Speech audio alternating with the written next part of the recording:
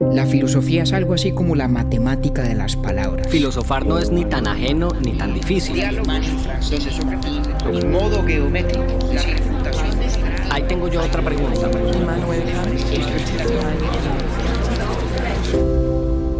Urbi et Orbi, a la ciudad y al mundo.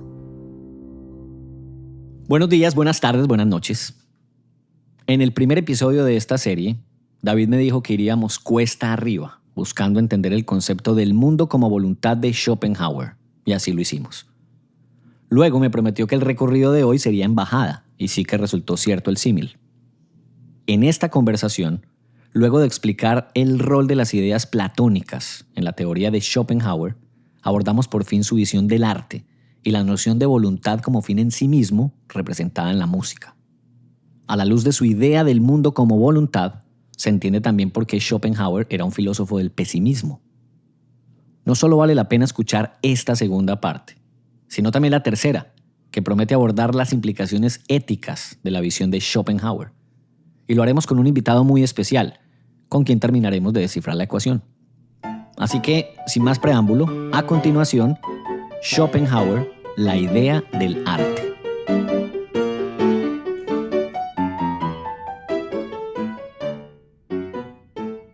Compañero David Zuluaga, venga, dígame la verdad.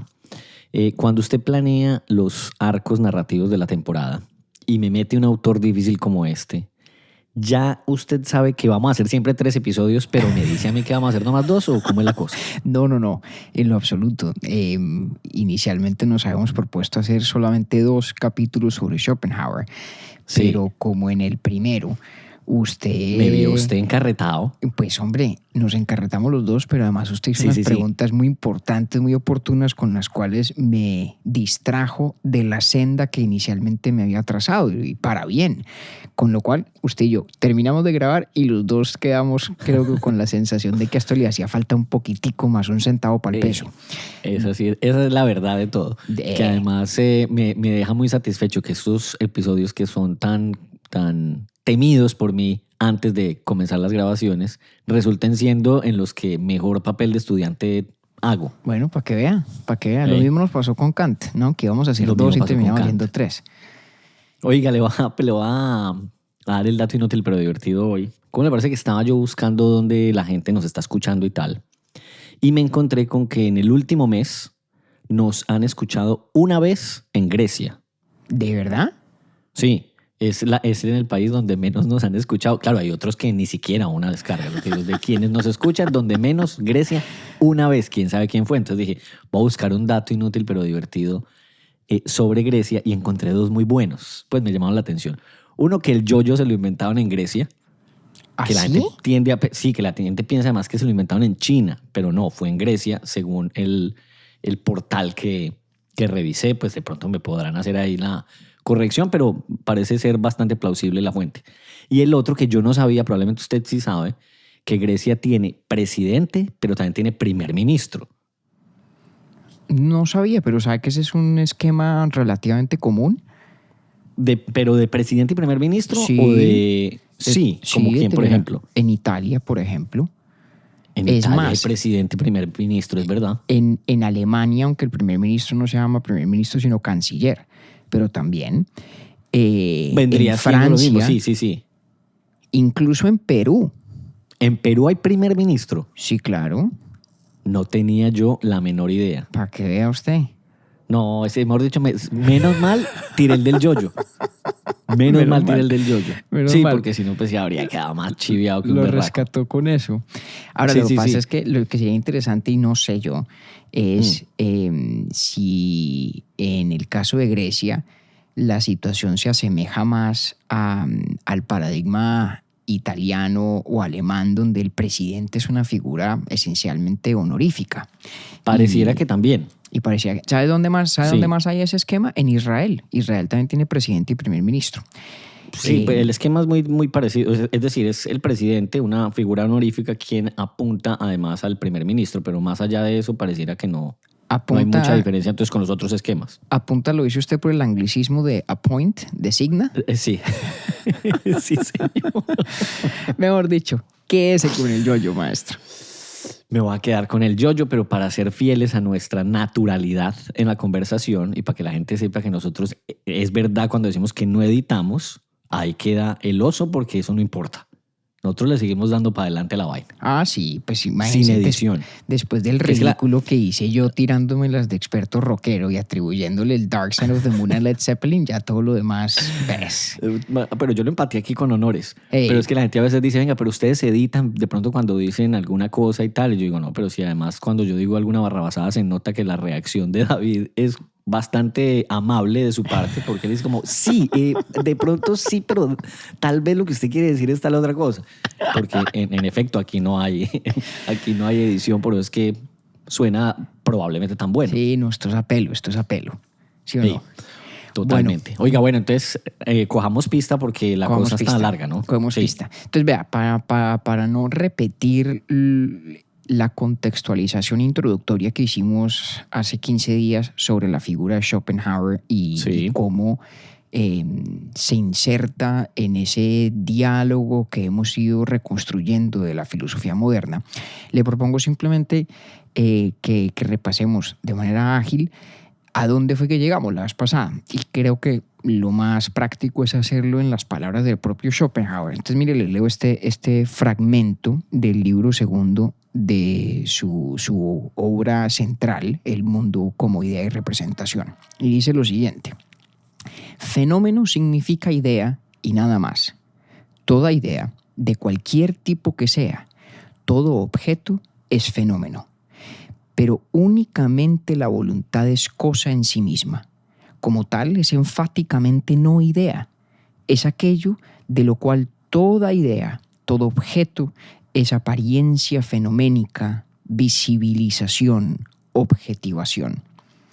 Es la naturaleza más íntima, el núcleo de toda cosa individual y también de la totalidad.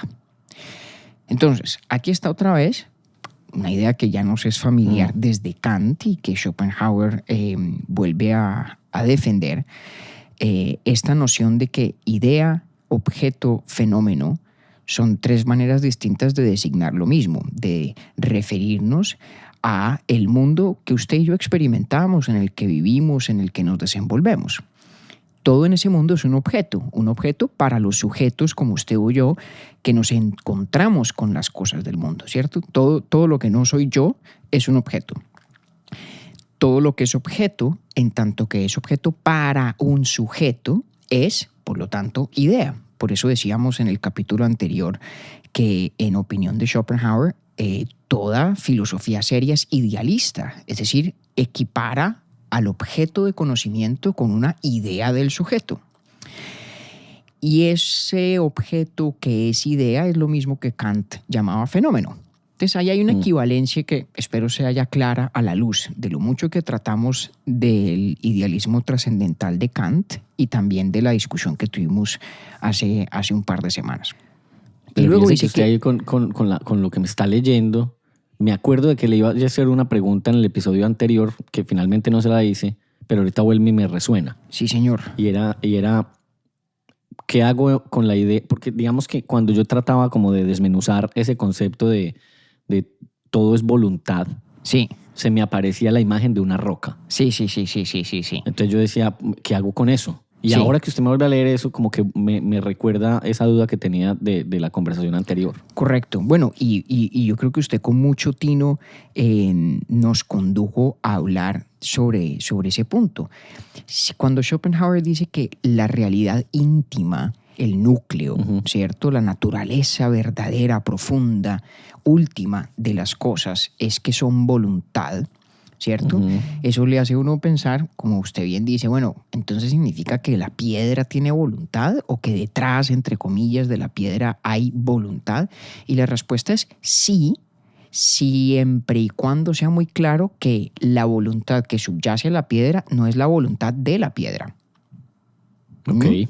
O sea, la cosa en sí misma Ahí volvemos a ese concepto de la cosa en sí misma y no las singular, cosas en sí mismas. Es correcto, Ajá, es correcto. ok. En singular, la cosa en sí misma. La cosa en sí misma es el dark side of the moon. Es el lado oscuro de la luna, el que nunca vemos, el que por definición no está a nuestro alcance epistemológico, ¿cierto? No lo podemos conocer, eso es lo que es. Pero sabemos también es el sustrato fundamental de todo lo que sí existe y conocemos, es decir, de los fenómenos, de los objetos, de las ideas, ¿cierto? Entonces sí que hay voluntad detrás de la piedra, más no en la piedra misma. Correcto. Esa es Ok, una buena Schopenhauer, forma, ok. esa es una buena forma de decirlo. Y de hecho, para ir un paso más allá, Octi, la voluntad que subyace metafísicamente a la piedra es la misma voluntad que subyace metafísicamente a cualquier otra entidad individual del mundo fenoménico. ¿Sí? La voluntad, entre comillas, detrás de la piedra es la misma voluntad detrás de usted, detrás de un libro que tengo aquí al lado mío, detrás del cuaderno, ¿no? Sí. Detrás de los fenómenos hay voluntad en singular. Y usted me permitió con esa línea inquisitiva explicar por qué es en singular. Es en singular porque la noción de que haya pluralidad de cosas que coexisten, o sea, que existen al mismo tiempo, solamente es viable cuando hablamos dentro del paradigma de la espaciotemporalidad, de que hay tiempo y hay espacio, ¿cierto? Distinguir dos objetos supone al menos poderlos localizar en el continuo, en el espectro espaciotemporal, ¿cierto? Sí.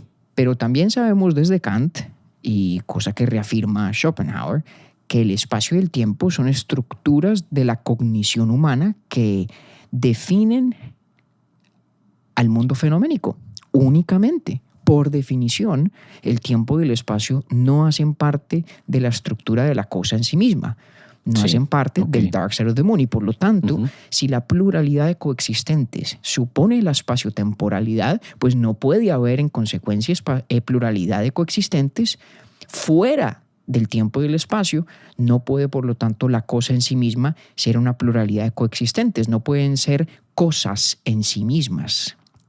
No son voluntades, es una voluntad. Es voluntad. Es una voluntad que se expresa. Sí, de eso me muchas resolvió maneras. a mí todo, de hecho. Por eso mire lo importante. Porque yo andaba como persiguiendo la voluntad en cada cosa. Y ahí fue donde me enredé. Es correcto, y no es así. No, muy importante eso, y fíjese que lo dice, no digamos con absoluta claridad en este pasaje que le acabo de leer, pero sí lo deja entrever Schopenhauer, ¿no? Cuando dice que de la voluntad, está diciendo, es la naturaleza más íntima, el núcleo de toda cosa individual y también de la totalidad. También de la totalidad.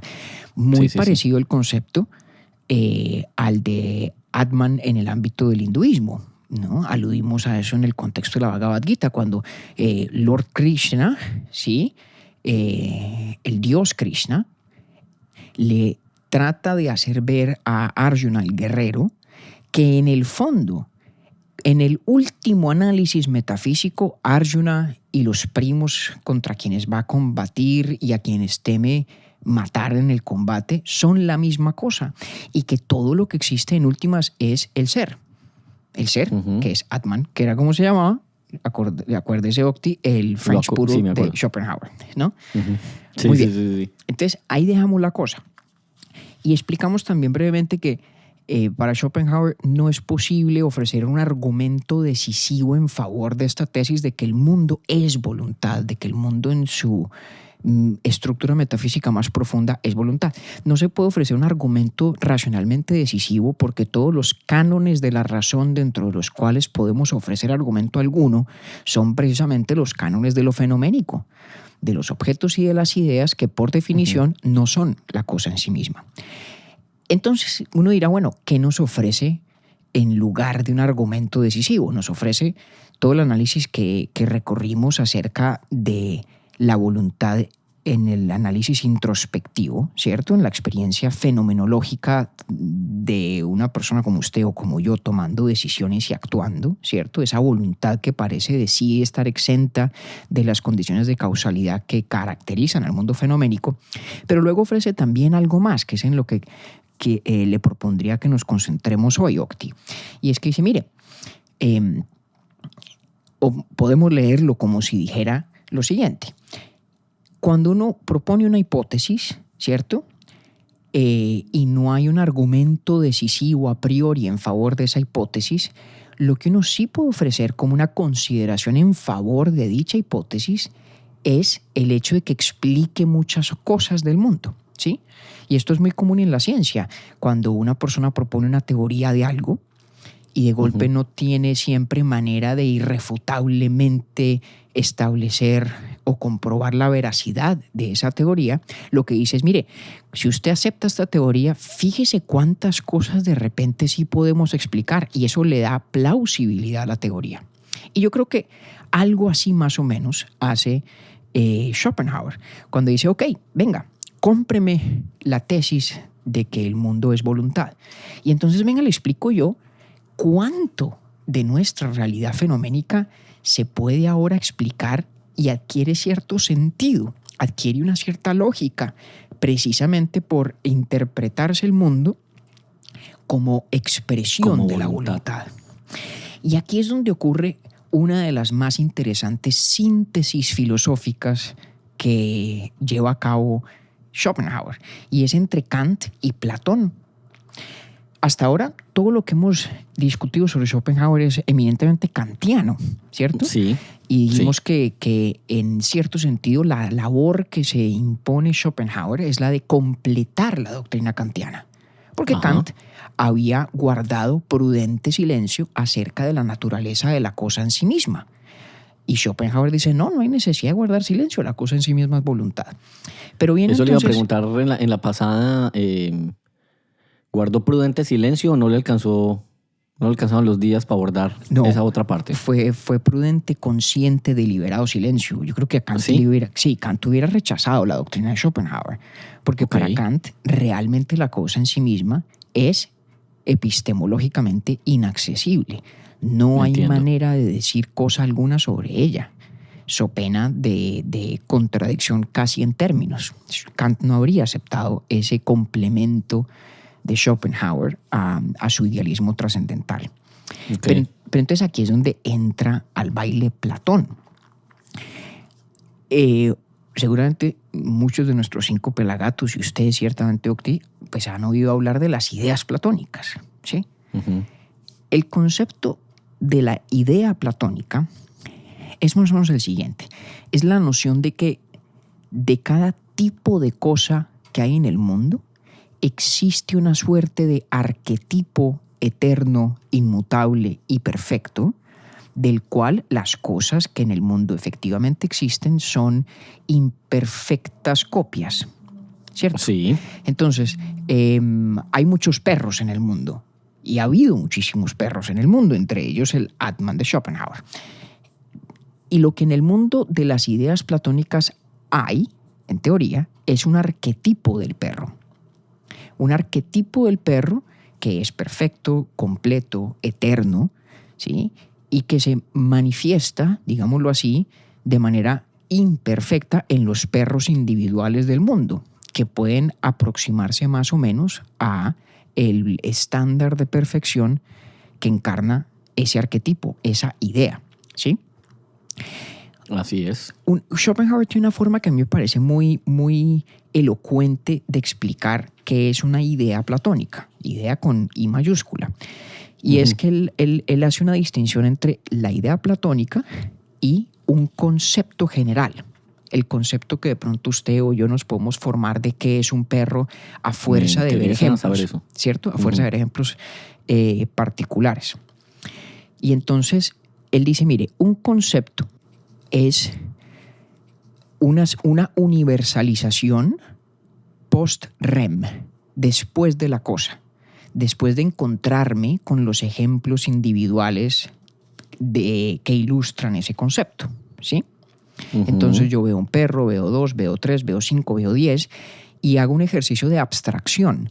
Digo, venga, ¿qué es común a todos estos? ¿Qué características son realmente necesarias para ser un perro? ¿Qué características de golpe son suficientes? Y construyo, después de encontrarme con las cosas individuales, una noción general del perro. Eso es un concepto. Es una deducción. O inferencia, técnicamente hablando, pero Ajá. ciertamente es el resultado de la abstracción, ¿cierto? Yo abstraigo lo que observo en las cosas individuales. Exacto. Hay común denominador y de ahí sale el concepto. Es correcto, okay. Más o menos. Por eso eso dice Schopenhauer que es un concepto. Eso es un concepto. Un concepto es una noción universal en el sentido de que es general, se propone dar cuenta de una pluralidad de objetos, pero su estructura o su contenido es post-rem, después de la cosa, después de encontrarme con los ejemplos individuales. Vale. En cambio, la idea platónica es ante-rem, antes de las cosas, anterior a las cosas. La idea platónica no es cosa a la que usted pueda llegar a fuerza de inferencia, encontrándose con más y más y más ejemplos específicos, sino que es un arquetipo que precede a esas cosas. Y en el caso de Schopenhauer las precede de manera literal. Porque ¿qué es lo que dice él? Mire qué interesante esto. Dice, a ver, la voluntad es una sola, ¿sí? Y la voluntad, digamos, se expresa en las cosas del mundo, que ya sabemos son plurales. El mundo es una sumatoria de entidades que coexisten. Una cantidad de objetos individuales que existen. Y la voluntad se expresa por vía de las ideas platónicas, por vía de ciertos arquetipos. Y esos arquetipos, ¿cierto?, tienen, digamos, distintos grados de individualidad. ¿Cuál es el arquetipo con el máximo grado de individualidad? Es el arquetipo del ser humano. El arquetipo de mínimo grado de individualidad es el de la naturaleza inorgánica, ¿no? Por ejemplo, no sé, las leyes de la gravedad o las leyes de la química.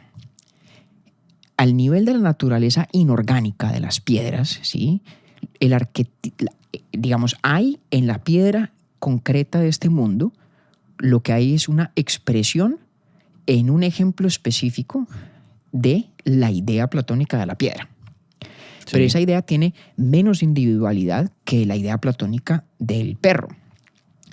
Y tiene aún menos individualidad que la idea platónica de un ser humano. De un ser humano. ¿En qué sentido hablamos aquí de individualidad? En el sentido de que las existencias concretas en este mundo nuestro fenoménico, que son reflejo o que son encarnación específica de cada idea platónica, de cada arquetipo, ¿sí?, tienen mayor o menor, digamos, grado de diferenciación entre sí. Las piedras entre sí son menos diferentes, nos propone pensar Schopenhauer, que los perros entre sí, y mucho menos diferentes entre sí que los seres humanos entre sí, ¿ya? Okay. Entonces, digamos, a riesgo de caricaturizar la cosa un poco, imagínese a la voluntad diciendo, bueno, venga, ¿cómo me voy a expresar? ¿Cómo me voy a desplegar en el mundo fenoménico? Entonces llega Platón y le ofrece a la voluntad el catálogo de todas las ideas platónicas y la voluntad va a por ellas y se expresa por vía de todas las ideas platónicas en una pluralidad, no digamos infinita, tal vez infinita en el tiempo, pero ciertamente incontable de especímenes individuales. Entonces la voluntad quiere, digamos, expresarse en el rango total de lo que puede existir. Y esto es muy parecido a una idea de la escolástica, ¿sí?, de la filosofía cristiana medieval, que es el principio de plenitud. De eso hablamos un poquito cuando hicimos nuestro capítulo hace mucho rato sobre filosofía medieval, porque había una cuestión que se discutía mucho, bueno, y es por qué si Dios es perfecto, la creación tiene tantos grados de imperfección distintos. Sí. Obviamente sí, me acuerdo. Ninguna criatura es perfecta, pero hay criaturas más perfectas que otras. ¿Por qué crea Dios criaturas más imperfectas? ¿Para qué se toma Dios la molestia de crear piedras pudiendo crear simplemente seres humanos a imagen y semejanza suya? Alguien dirá, bueno, porque es que para que los seres humanos puedan existir necesitan de los ríos y las piedras y los bosques y tal. Pero esas necesidades son decretos divinos. Dios bien podría haber creado un ser humano que no necesitara agua, ¿no? Por ejemplo. Entonces la respuesta que daban ciertos escolásticos es la idea del principio de plenitud, de decir que la creación consiste en llenar el espacio todo o el rango completo de lo que puede existir sin ser perfecto como Dios mismo. ¿Qué significa para Dios crear? Significa llenar ese espacio cabalmente. Por eso es principio de plenitud. Es una plena expresión de la divinidad. Por definición, lo creado va a ser imperfecto, ¿cierto? Porque lo único perfecto es Dios mismo, ¿sí? Entonces, Sí. todo lo creado va a ser imperfecto, por lógica pura. ¿Y por qué hay tantos grados de imperfección en la creación? Pues porque crear en el contexto de Dios, dicen estos escolásticos, es abarcar la totalidad del rango de posibles existencias imperfectas. Yo creo que una lógica muy semejante subyace a la propuesta de Schopenhauer. La voluntad se expresa en el mundo fenoménico y se expresa en un principio de plenitud, en cierto sentido. Se expresa encarnándose en ejemplares individuales de todas las ideas platónicas. Entonces, la estructura racional de nuestro mundo es la estructura de las ideas de Platón. Platón tenía la razón. Son esas ideas como arquetipos, como universalitas ante rem, ¿sí? Como paradigmas y no como meras abstracciones de lo que en efecto existe, el vehículo, el conducto a través del cual la voluntad se manifiesta en el ámbito fenoménico. Entonces las cosas se manifiestan en el plano fenoménico, pero se explican desde las ideas platónicas. Es correcto. Las ideas platónicas, digámoslo así, son el mecanismo de traducción que nos mueve de la voluntad como cosa en sí misma a los objetos del mundo que usted y yo en efecto nos encontramos. Porque claro, ni usted ni yo ni nadie... Otra vez, dígame eso otra vez, al favor. A ver, está la voluntad, ¿cierto? Sí. Realidad metafísica última de lo existente. En el fondo, De acuerdo. todo es voluntad. Uh-huh. Pero usted y yo vivimos en el mundo de perros y gatos y computadores y libros y personas, ¿cierto? Uh-huh. Individuales. Sí. ¿Cómo es que la voluntad llega a eso como expresión? O sea, ¿cómo es que la voluntad de ser una única cosa Se está expresan allá? tantas. Se expresa en tantas y se expresa en estas y no en otras. Y la respuesta de Schopenhauer es porque la manera de la voluntad expresarse es por vía de las ideas platónicas y de todas las ideas platónicas, ¿no? El espectro completo de lo que puede existir dentro de los parámetros del espacio y el tiempo y la causalidad y todas las demás otras características estructurales del mundo fenoménico. ¿Sí? Por eso le hacía la analogía con el principio de plenitud. La voluntad quiere expresarse, la voluntad lo que quiere es ser, y ser de todas las maneras posibles de ser. ¿Y como por las qué? explica en sus ideas Platón. Exactamente. ¿Y por qué entonces la voluntad quiere ser este computador, este perro, esta persona, este bosque, esta luna, este sol? ¿No? ¿Por qué la voluntad quiere ser eso? Sí, porque la voluntad lo que quiere es ser todas las posibles encarnaciones de todas las ideas platónicas que existen o las ideas platónicas posibles. La voluntad, como su única razón de ser es simplemente existir y continuar existiendo, quiere desplegarse copando todo el rango de lo que puede existir. Luego mi comparación entre la doctrina de Schopenhauer y la idea del principio de plenitud escolástico, que creo que van muy, muy de cerca, muy, muy de la mano. Entonces, pero Schopenhauer nunca dice voluntad divina, él habla de voluntad. No. La voluntad de Schopenhauer, digamos, es totalmente diferente de la divinidad cristiana, ciertamente. Aunque exacto. lo que Schopenhauer tiene para decir del cristianismo es muy, muy, muy interesante, cuestión de la que nos ocuparemos un poco más, yo creo, en el próximo capítulo sobre esto. Vale, ok. Muy bien. Entonces, la voluntad se hace objeto, se manifiesta, se encarna por vía de las ideas platónicas. Es como el vehículo de traducción que nos lleva de la cosa en sí misma, que es voluntad, a Octavio, David, María Cristina, Camilo, Clemente, este libro, aquel otro, este objeto y este otro, ¿cierto? Sí. Muy bien. Y aqueste, para que usted ahí... para que no lo vayan a extrañar. A la clientela para que no lo vayan a extrañar. Muy bien. Sí. Una pequeña digresión aquí, si me lo permite, Octi. Sí. En toda esta noción, en toda esta idea, hay además una antropología muy interesante, una teoría muy, muy, muy interesante de qué es el ser humano. Una antropología que tiene entre sus características centrales lo que en filosofía se suele llamar el compatibilismo.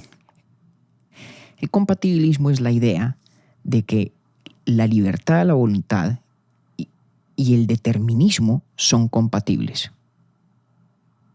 Usted sabe que hay ese debate, pues, de hace muchísimos siglos sobre si los seres humanos somos libres o si todo lo que hacemos está perfectamente prefijado. Predeterminado. Exactamente, a la luz de, digamos, la causalidad cerrada del mundo natural. Porque los seres humanos encarnados, pues, somos parte del mundo natural, donde operan las leyes de la física y de la química. Y en principio, no traigamos a colación pues la mecánica cuántica, pero en principio esas leyes son de carácter determinista.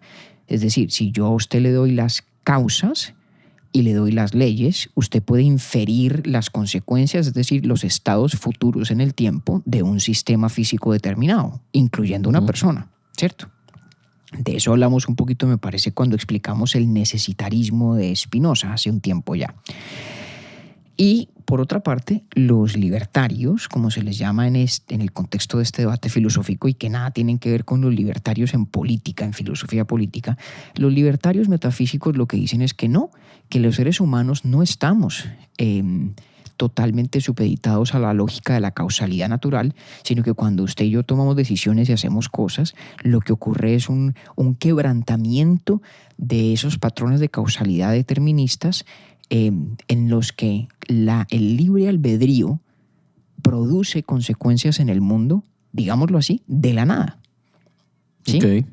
Pues Schopenhauer dice que las dos cosas son ciertas, cosa que también dice Kant, entre otras. Y lo que dice ya Schopenhauer... pueden coexistir. Sí, ambas. Sí, por eso tiene una tesis compatibilista.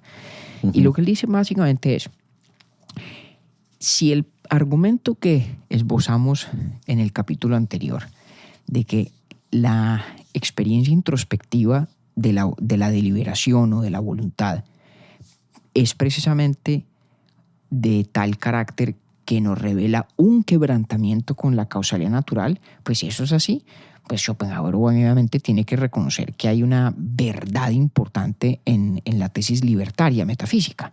Y en efecto, ser voluntad significa no proceder por causas. ¿Qué es lo que define a la voluntad? Su ceguera. Ceguera en el sentido de que lo que de la voluntad emana no está prefijado por nada. La voluntad está exenta de la lógica de la causalidad. Y por eso usted y yo tenemos esa experiencia, digamos, en primera persona. Nos sentimos tomando decisiones, ¿sí?, como si no estuviéramos condenados a la lógica de la causalidad. Y tiene sentido que lo sintamos así porque es que la voluntad en efecto es así y el único resquicio a través del cual nuestra experiencia en este mundo nos deja ver un atisbo de voluntad es precisamente esa introspección, esa fenomenología de lo volitivo, ¿cierto? Pero, dice Schopenhauer, también es perfectamente cierto que usted y yo somos objetivaciones de la voluntad como cosa en sí misma por vía del arquetipo del ser humano. Y esa objetivación incluye tener un carácter. Y en la medida en que tenemos un carácter, todas nuestras acciones son consecuencia de ese carácter que tenemos. Y el hecho de que nos parezca que nuestra conducta no tiene causalidad prefijada es simplemente el resultado de que ignoramos la verdadera naturaleza de nuestro carácter. Entonces Schopenhauer termina diciendo una cosa muy, muy bella y muy interesante y además muy similar a algo que dijimos en el contexto del autor y su obra. ¿Se acuerda cuando decíamos que los artistas a veces descubren qué era lo que querían hacer cuando hacen algo? no antes, ¿cierto? Sí, lo que lo va llevando a uno la cosa. Exacto. Cervantes se da cuenta de la novela que quiso escribir cuando la escribió, no antes. Sí. Y Schopenhauer dice lo mismo acerca del carácter. Dice, cuando uno actúa con el tiempo, uno está revelándose a sí mismo el carácter que siempre tuvo. O sea que nuestras acciones las vivimos, las experimentamos como plenamente libres, pero en el fondo también son plenamente determinadas, simplemente que no tenemos conocimiento completo y preciso de los antecedentes causales de esas acciones. ¿Cuáles son esos antecedentes? Pues los componentes o elementos de nuestro carácter. Y por eso uno se descubre a sí mismo en la conducta. Una cosa interesante, ¿no? Muy bien. Entonces, estoy dando vueltas. Usted siga que estoy... Si me viera la cara que estoy haciendo en este momento, se daría cuenta que estoy enganchado. Entonces hágale usted, dele. Bueno, muy bien. Entonces ya explicamos un poco el rol de las ideas platónicas como el mecanismo de objetivación, de expresión de la voluntad, de cómo la voluntad a la manera del Dios cristiano entendido por la escolástica quiere copar el rango pleno de lo que puede existir, ¿no? Ese principio de plenitud escolástico que veo yo también aquí en Schopenhauer. Y hasta ahí muy bien. Bacano es pensar que Kant no haya echado mano de esas ideas para explicar o para decir algo sobre las cosas. Bueno, porque acuérdese que Kant hacía mucho rato se habría bajado el bus de Schopenhauer. Sí, exacto, por eso lo digo, como que el man ahí no encontraba solución. No, al problema. No, para nada. Digo, no podemos decir nada, lo que decimos es desde nuestra experiencia. Es correcto. Nada más allá. Es correcto. Chévere. O sea, bien interesante la vuelta que le da más adelante Schopenhauer. Correcto. Muy bien. Bacano eso. O sea, Entonces, esto, mejor dicho, el universo extendido de Marvel es una huevonada al lado de lo que usted me está llevando desde el episodio anterior. Oiga, a propósito de eso, un dato ese sí muy curioso.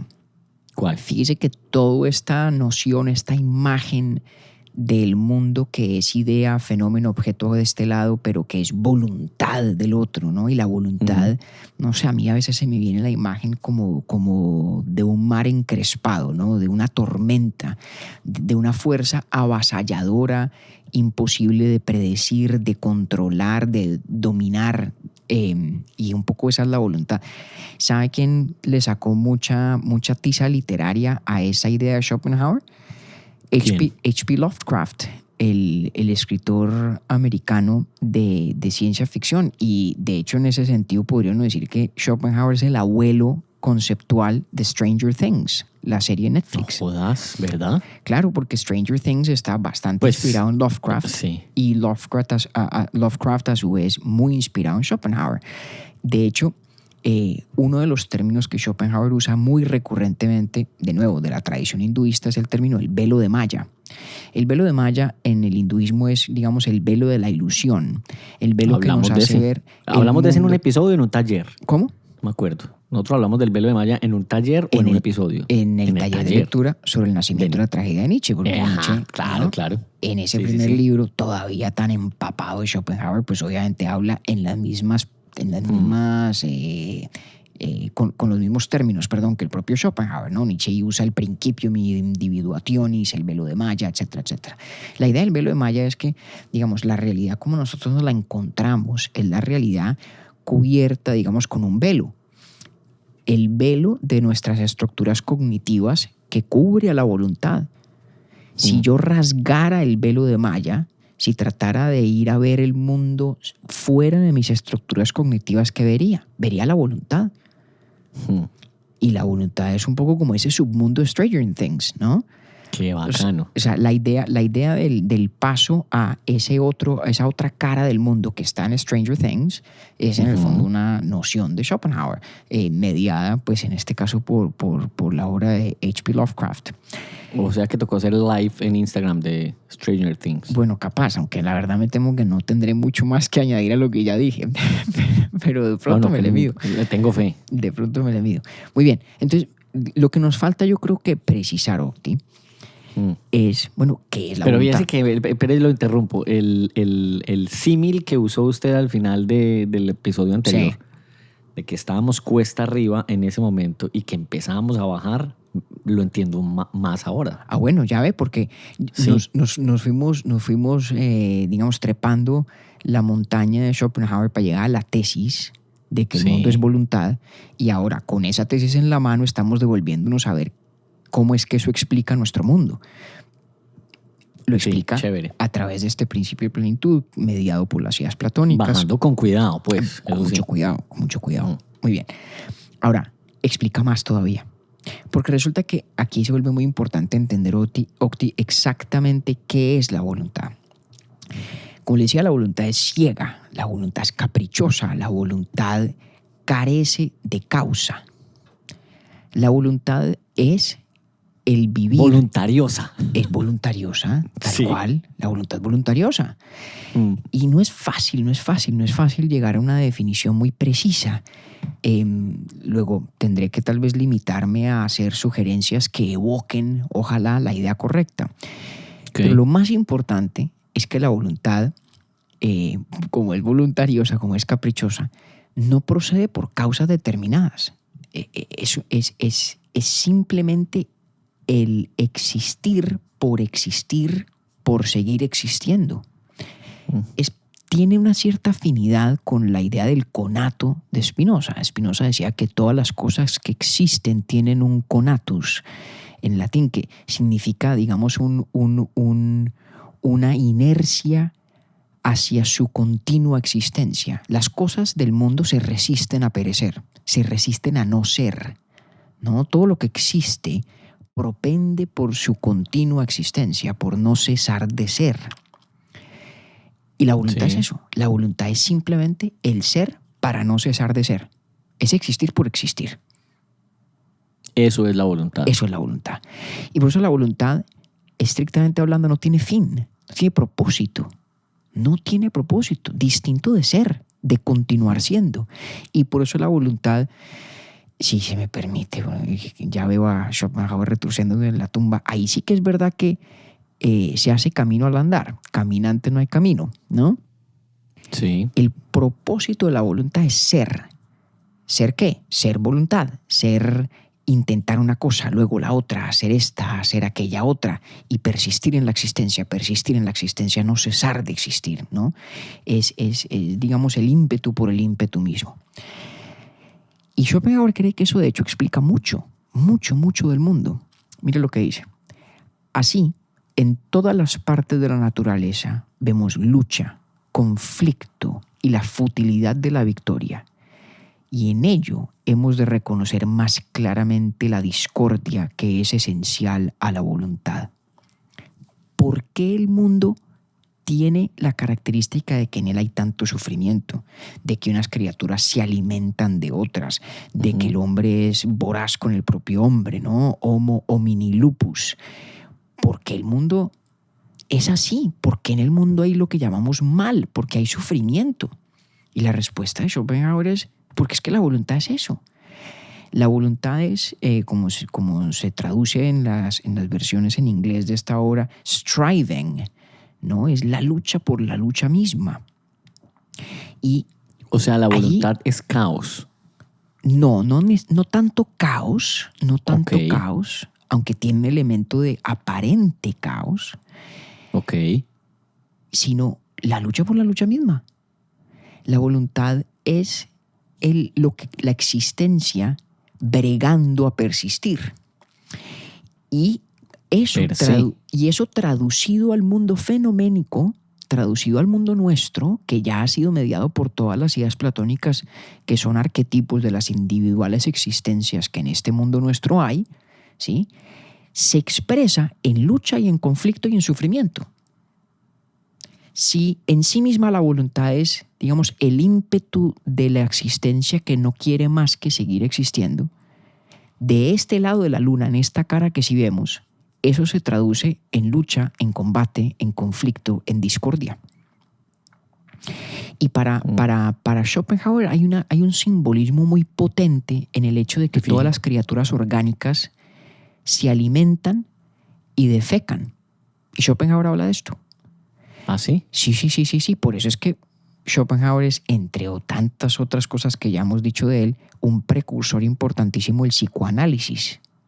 Qué locura. Muy importante y sabe para que Freud. Como yo ando estudiando juicioso para todo lo demás, me prendió usted la bombilla con el tema de la lucha, porque luego más adelante vamos a hablar en otro episodio de Unamuno, y Unamuno dice que la agonía es lucha. Ah, bueno, un momentito. Téngalo allá. Pero eso es como para hacer uno, eso es un spoiler ahí, pero como usted sabe, como ya me puse a hacer tarea, yo lo estoy haciendo porque me pegó usted, hermano, una clavada dura. Téngalo allá.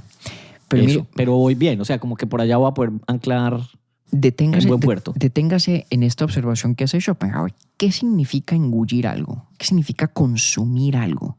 Significa que una forma de vida, ¿sí?, que digamos en este caso encarna o manifiesta una idea platónica de más alto grado de individualidad, consume a otra forma de existencia de menor grado de individualidad. Hay una jerarquía en las ideas platónicas, que se refleja, digamos, en la cadena alimenticia del mundo natural, ¿no?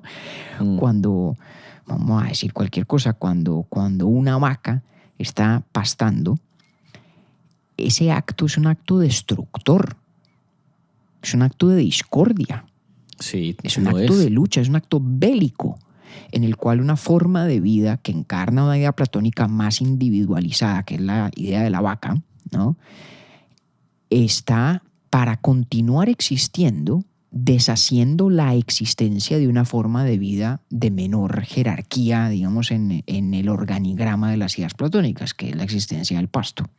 Y luego lo propio ocurre cuando una persona consume carne. ¿Y en qué termina lo que usted consume? En excremento. ¿Y qué es lo que pasa con el excremento también? Que en últimas se reincorpora el ciclo orgánico para dar lugar a nuevas y otras formas de vida. En ese sentido, el mundo natural, ¿sí?, está sellado, está cerrado. Una cosa consume a la otra, y el fruto o el resultado de ese consumo a su vez estimula la creación de otras formas de vida de otro tipo, y es una lucha perpetua que parece no avanzar. ¿Por qué parece no avanzar o por qué no cambia? Simplemente es un ciclo. Pues porque es que el propósito de la voluntad es simplemente perpetuarse, seguir existiendo. No tiene un carácter... Me provoca decir que Schopenhauer despersonaliza la voluntad. Total. Eso es exactamente correcto, Octi. Impecablemente bien dicho. Por eso es tan difícil explicar qué es, porque es muy difícil explicar qué es una voluntad despersonalizada. Usted lo ha dicho, ¿sí? Sí, wow, porque claro, es simplemente una forma distinta de decir lo que usted acaba de decir. O sea, cómo una entidad absorbe la otra y aún la voluntad persiste. Correcto. Pues, puta. Correcto. Wow. Y vea, no había dicho yo tantas groserías en Orbi et Orbi como en esta serie. Eso era su papel. Se supone, ¿no? Más freudiano todavía, avant la lettre. Dice Schopenhauer que tal vez la expresión orgánica más pura del carácter de la voluntad es la sexualidad. Mejor, la genitalidad. Los órganos genitales, digamos, dice Schopenhauer, casi que tienen vida propia. No, eso no lo controla nadie. Y terminan hasta controlándolo a uno, como la voluntad misma. Y tienen un poco esa ceguera, ese carácter voluntarioso, ese carácter caprichoso de la voluntad misma. Dice, miren, tal vez la más pura, destilada encarnación de la voluntad es la genitalidad. ¿Cómo le parece? Y esto bastantes años antes de Freud, ¿no? Casi 100 años antes de Freud. Sí, casi 100, tal cual. Y todo esto para llegar a decir que cuando la gente observa el mundo fenoménico dice, caramba, tanto mal, tanto sufrimiento, tanta peste, tanta tragedia, tanta muerte, tanto de todo. Dice Schopenhauer, pues claro, efectivamente, ¿qué más espera uno de la voluntad? Si es que la voluntad es lucha, la voluntad es perpetuarse en este ciclo de existir una expresión suya a costa de la otra, pero nunca en detrimento del todo de que son cada una de estas cosas individuales expresiones. Haga de cuenta Krishna hablándole a Arjuna en la Bhagavad Gita. Haga de cuenta. Y por eso es que Schopenhauer es un pesimista. Porque la respuesta... Eso le iba a decir, o sea, ahí ya usted, mejor dicho, me pavimentó la carretera para yo entender por qué el man era como era. Ese es el pesimismo de Schopenhauer. Porque él dice, ¿y qué más quieren? Ese es el ¿Qué pesimismo otra de cosa están Schopenhauer. esperando? Ese es el pesimismo Wow. de Schopenhauer. Dice, es que el mundo es voluntad, el mundo es sufrimiento. Y el mundo es el peor de todos los mundos posibles. Y aquí no cabe ninguna teodicea, aquí no cabe ninguna teoría para tratar de demostrarnos que lo que parece malo, lo que parece sufrimiento en realidad no lo es. Dicen, no, aquí lo único que cabe es reconocer que esa es la única forma como un mundo podría ser cuando ese mundo es objetivación de la voluntad. Porque es que la voluntad es eso, la voluntad es discordia, es lucha, es conflicto, es perpetuación en la existencia simplemente con el fin de seguir existiendo, punto. Eso es la voluntad. Vaina seria, ¿no?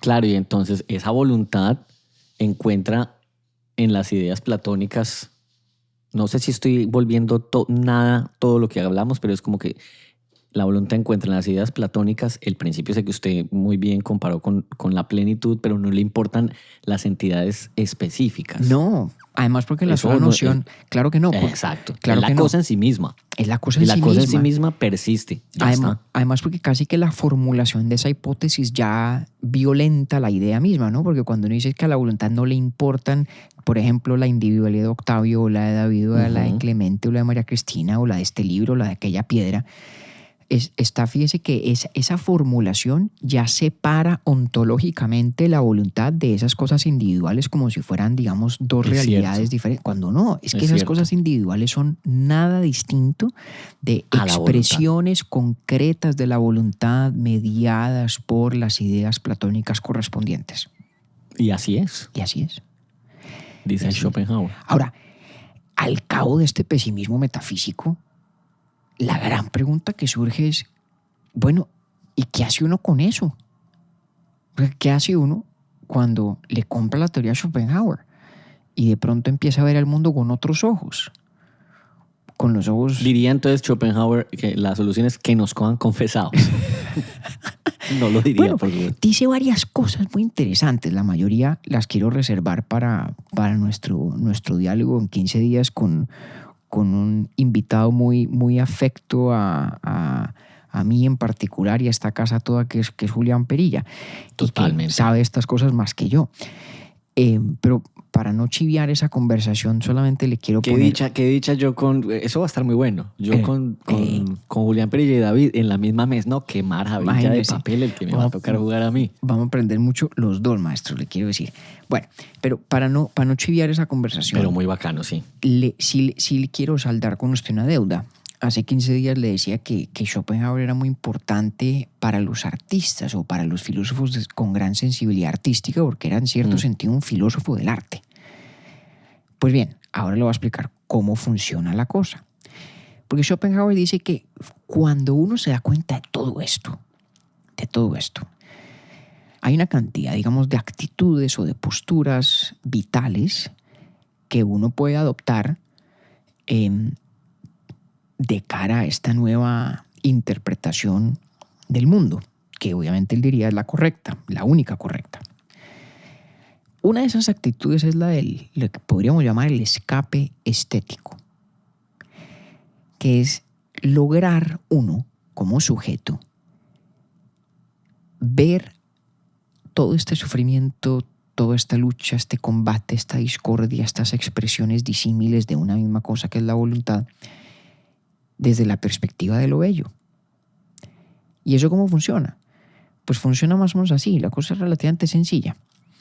Funciona a través de la capacidad de uno observar o contemplar a ese mundo como lo que es, por lo que es, dejando de lado del todo la individualidad propia. Es ver al mundo sub specie eternitatis, diría Spinoza, verlo como desde la perspectiva de la eternidad. Y él dice que la genialidad artística consiste en eso, en que el genio del arte posa sus ojos sobre algún componente de esta realidad, de este mundo, y se olvida a sí mismo. Hace de lado por completo su carácter, su temperamento, sus intereses, sus gustos, sus aversiones, todo, para tratar de captar qué es ese mundo en abstracción de mi individualidad. Porque cuando logra hacer eso, dice Schopenhauer, el artista logra plasmar la idea platónica en una obra individual y concreta. ¿Por qué es tan poderosa una obra de arte? Porque una obra de arte es una forma de expresar ya no un ejemplo concreto de la idea platónica, sino la idea platónica misma. Y ahí él tiene un ejemplo recurrente que a mí me gusta mucho, que es el de la naturaleza muerta, de las obras, pues digamos, de la escuela holandesa, de los bodegones y las naturalezas muertas, ¿cierto? Que es una forma de expresión artística muy particular. Y él dice que me fascina a mí. Claro, que él dice que es muy importante porque es una gran ilustración de cómo en todo hay belleza cuando cualquier cosa se ve desde el ojo del genio artístico que hace a un lado por completo su individualidad. La naturaleza muerta es encontrar belleza donde menos parecería que fuera encontrable, o donde menos creería uno pudiera darse. ¿Y cómo es que se da? Se da porque el genio artístico hace de lado la propia individualidad y logra representar la idea platónica de algo en la obra de arte. Entonces, una obra maestra de naturaleza muerta es muy distinta de, no sé, las manzanas que tengo yo en el mesón de la cocina. ¿Sí? Exacto. O de pronto la composición tipo bodegón que cualquiera puede hacer de objetos concretos en su casa es distinta de la obra maestra de arte que es un bodegón o que es una naturaleza muerta, porque es que la segunda no es simplemente la materialización fenoménica de la idea platónica del caso, sino que representa directamente a esa idea platónica. Y eso es el arte. Por eso el arte es tan importante, porque el arte nos presenta el único vehículo para acercarnos realmente a la idea platónica de aquello que cada forma de arte singularmente representa. Y él tiene todo un análisis, ¿no? Donde dice, por ejemplo, que la arquitectura nos permite acercarnos a las ideas platónicas de la naturaleza inorgánica, ¿no? Que el tema central de la arquitectura, por ejemplo, es la luz, ¿no? Y tiene una cantidad. Y dice unas cosas súper simpáticas, ¿no? Dice que la forma artística que por excelencia nos acerca a la idea platónica del ser humano es el poeta, la poesía. Entonces dice que esa diferencia que hacíamos hace un rato, esa distinción, que hacíamos hace un rato entre el concepto y la idea, en el caso del poeta se ve de manera muy nítida.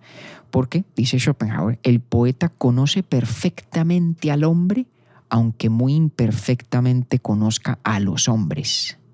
El poeta puede tener un muy regular o no particularmente elaborado o sofisticado concepto del hombre, unitas post rem, basado pues en la pluralidad de seres humanos individuales con los que se topa, y aún así puede tener una extraordinaria habilidad para captar el arquetipo del ser humano. La idea de hombre, unitas ante rem, que es esa idea, ¿no? Y obviamente, dentro del ámbito de la poesía, lo más significativo es la tragedia, porque la tragedia sí que expresa el carácter de la voluntad como discordia. Y es muy importante que en la tragedia, él dice, en las verdaderas y mejores tragedias, ¿cierto? Lo que se expresa es, dice Schopenhauer, el conflicto interno de la voluntad. Mira lo que dice la tragedia, dice, el verdadero sentido de la tragedia, que es contrario a la justicia poética, ¿no? A la idea de que al final de la obra los malos pagan y los buenos les va bien. El verdadero sentido de la tragedia es la revelación más profunda de que no son los pecados individuales los que el héroe expía, sino el pecado original, la culpa de la existencia misma. Existir ya es estar inmerso en el ciclo del sufrimiento y la discordia, porque es que eso es estar en el ámbito de la voluntad, porque la voluntad es eso. Y, para rematarle el cuento, ¿cuál es la más elevada de todas las formas de expresión artística? La cúspide del arte es la música.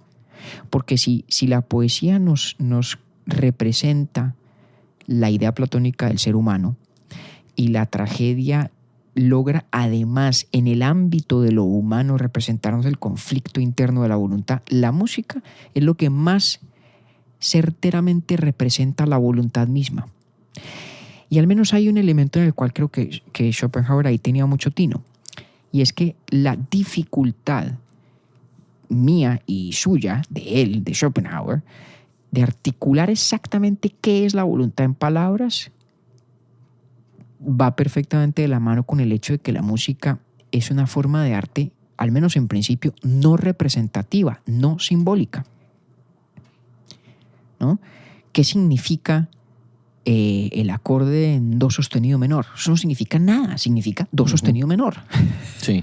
Eso no es susceptible de traducir en palabras. De hecho, Schopenhauer detestaba la música simbólica en general, ¿no? Y, por ejemplo, dice que las estaciones de Haydn, que eso es una deformación de la música, ¿no? Porque es querer imponerle a la música un sentido de representación de una realidad extramusical, ¿no? Es como que no era papel de la música hacer una cosa como esa. Por lo menos no es la gracia de la música. La gracia de la música no es en ser una evocación de las estaciones. La gracia de la música es en ser música. Yo creo que en eso Schopenhauer seguramente sí, no Schopenhauer sé si diría para las estaciones. Exactamente, o un cuadro de las estaciones, o qué sé yo, ¿cierto? Pero no la música. Pero no la música, porque la música es lo que más se aproxima a ese capricho voluptuoso de la voluntad, ¿no? A ese simple ímpetu de ser, a esa fuerza de las estructuras armónicas y melódicas de tener, digamos, una lógica propia para desenvolverse que no es susceptible de traducción en palabras. Aunque no tiene que ser revisada en otra cosa. Exactamente. Hombre, ¿por qué tenía tan mala? ¿Por qué man le caía gordo a tanta gente si decía cosas tan chéveres? Pues porque era muy antipático también, era medio patán. O sea, yo no recuerdo si en alguna parte lo dice, pero estoy seguro que el tipo habrá dicho que la peor obra sinfónica de Beethoven era la Pastoral, precisamente por haberle puesto nombre, que se la tiró, ¿no? Entonces, como tiene nombre... Que eso hablamos también en el taller, ¿no? Claro, sí. Uno inevitablemente termina pues escuchando a los pastorcitos con sus flautas en la Arcadia imaginada, cuando, si no hubiera tenido ese título nunca, capaz que nadie oye eso cuando escucha la Sexta Sinfonía de Beethoven. Llega al punto Schopenhauer de decir lo siguiente, Octi. De manera que podríamos referirnos al mundo como música encarnada, tanto como voluntad encarnada. La música de todas las formas de creación humana, ciertamente de creación artística, es la que más directamente nos pone en contacto con la naturaleza de la voluntad como realidad metafísica última. Y vuelve y juega. Espero que esto se haya más que obvio, porque el nacimiento de la tragedia es también, en palabras del propio Nietzsche, una discusión sobre el espíritu de la música. Sí, que es muy bacano. Dejémoslo hasta ahí. Sí, dejémoslo hasta ahí, porque además, pues, con Don Julián, ¿a dónde me van a llevar ustedes dos, hermano, en la próxima? Pues es que el escape estético, como lo he llamado yo aquí, bueno, obviamente recurriendo a las palabras del propio Schopenhauer, pero el escape estético no es la única postura a la que lo convoca a uno esta forma de ver el mundo. Esta doctrina, esta metafísica de Schopenhauer tiene otras expresiones más propiamente éticas que son fascinantes.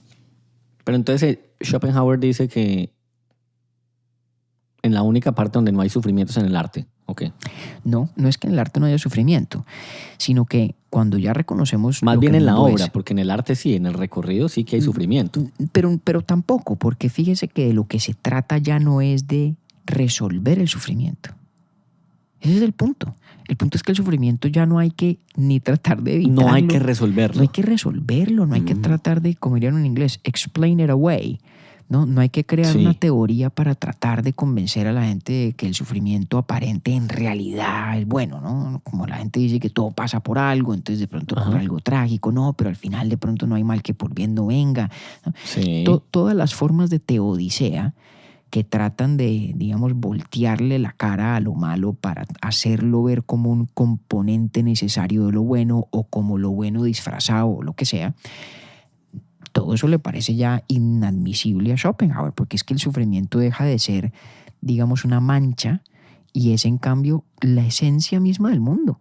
¿Qué más puede ser el mundo fenoménico que expresa la voluntad? Es que no puede ser nada distinto de discordia, lucha y por lo tanto sufrimiento. Es lo único que podría ser un mundo que es materialización de la voluntad, porque la voluntad no es quietud. La voluntad es ímpetu, es perpetuo movimiento, es lucha consigo misma, es esfuerzo permanente por perpetuarse en la existencia por el simple propósito de existir. Y un mundo que expresa eso a través del principio de plenitud, ¿cierto? Que lo expresa en la gama de todo lo que podría existir a la luz del muy amplio repertorio de las ideas platónicas, pues tiene que ser un mundo donde hay guerra y lucha y sufrimiento y tragedia y dolor y discordia. No podría ser distinto. El arte no niega eso, no lo oculta, no lo disfraza, no lo maquilla. El arte lo que nos permite es sobreponernos a la primera reacción ante eso para, viendo en la obra de arte la representación de una idea platónica, entrar casi, podríamos decir, en diálogo directo con la voluntad misma y con la lógica de su materialización, con la lógica de su objetivación. Es como asomarnos a ver de pronto una pizca del dark side of the moon, del lado oscuro de la luna. O sea, es como que el arte nos permite quitarnos el velo, ¿o qué? El arte nos permite, tanto como es posible, rasgar el velo de malla, ¿sí? Tanto como sea Sí, posible rasgar el velo de malla. Sí, Ok, sí, un poco, ok. no del todo. Sí, pero es como lo que más nos permite acercarnos a. Nos arrima mucho en todo caso. Ya. Ahora, Sí, y no cumple pues una función de bálsamo ni nada por el estilo. no. Es simplemente que nos permite, es lo que más cerca nos permite estar. O bueno, de pronto podríamos decir, y esta es una discusión importante, la deberíamos tener con Julián, sí y no a lo de bálsamo. No en el sentido de que no lo niega, no lo esconde, no lo desconoce, no lo supedita a otra explicación macro en la que de pronto el sufrimiento se redime. No, en ese sentido es pesimismo. Ya. Pero tal vez sí tiene un elemento de bálsamo en el sentido de que como yo hago de lado plenamente mi individualidad, mis intereses, deseos, afinidades, disgustos, todo, para entrar en el modo contemplativo de lo estético, Sí. digamos, me elevo por encima de la perspectiva que me presenta al mundo como cosa tan dolorosa como en efecto es. Me elevo un poco sobre mi propia circunstancia. ¿Es eso bálsamo? Bueno, no sé, cabría la discusión. Pero ciertamente no es un maquillar de la realidad de ese mundo que es sufrimiento, discordia y lucha. Pero me imaginaba yo que me iba a decir de tajo que no. Entonces, No, me parece que es admisible la discusión y hay una ambigüedad importante allí. Ambigüedad que yo creo que vamos a poder explorar mucho más con Julián, porque obviamente la vida no puede consistir únicamente en el estado de perpetua contemplación de lo artístico, ¿no? De acuerdo. Bueno, tal vez en principio puede, pero no es la única postura vital que de golpe emerge o al menos se ilumina fruto de toda esta teoría y estas reflexiones de Schopenhauer. ¿Va bien el paseo? ¿Ya bajamos a la cima con ese o no? ¿O todavía nos falta? No, ya descendimos y de pronto si vamos a seguir torturando esa imagen, descendimos para llegar al mismo punto donde arrancamos, pero con ojos nuevos. Absolutamente. Y ahora que hay que volver a vivir con esos ojos, con esa visión renovada, se nos plantea la pregunta de, bueno, ¿y cuáles son las posturas vitales que tienen algún sentido desde esta nueva visión, ¿no? De este lado de la claridad? Ya esclarecidos, ¿qué hacemos? Y esa es la cuestión que me parece chévere que exploremos, porque sobre eso tiene mucho para decir Schopenhauer mismo en 2 semanas, si le parece. Me parece perfecto. Como vamos bien. Bueno, ahí vamos. Nos vemos entonces dentro de 15 días para terminar con con este sufrimiento que no resultó siendo tanto, al menos para mí. Lo que sí le voy a decir yo es que no, me causa mucha curiosidad cómo va a caer en esta época de vacaciones y celebraciones el pesimismo de Schopenhauer en los pelagatos. Buena pregunta, buena pregunta. Y de pronto tradúzcala cuando volvamos a hablar en 2 semanas a la pregunta de qué tenía para decir el señor Schopenhauer sobre el cristianismo, que son cosas interesantes también. Bueno, pues vamos a abordarla entonces con Julián a ver qué onda. Bueno, señor Octi, siempre un placer. Muchas gracias, compañero. Nos vemos. Un abrazo, hombre. Urbi et Orbi es producido por Bielo Media, con la música original de Felipe Durán, la coordinación general de Camilo Zuluaga y la dirección creativa de María Cristina Pimiento. Agradecemos especialmente a Luchi y Tipín por la voz del cabezote y nuestro logo. Nosotros somos David Zuluaga y Octavio Galvis. Feliz día, feliz tarde o feliz noche.